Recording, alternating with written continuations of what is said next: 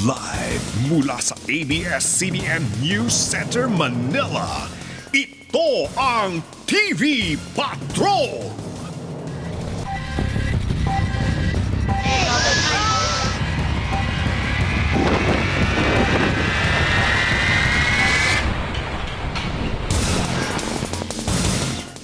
Bayan, pinadapa ng super bagyong Yolanda ang maraming probinsya sa Visayas mula nang ito'y maglandfall kaninang madaling araw sa may Giwan, Eastern Samar.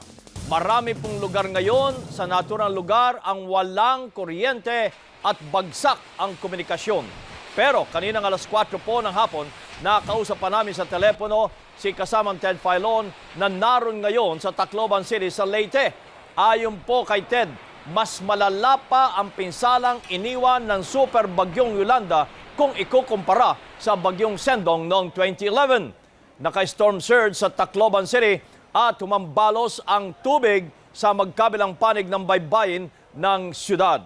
Ayon po kay Ted, halos wipe out ang buong downtown Tacloban.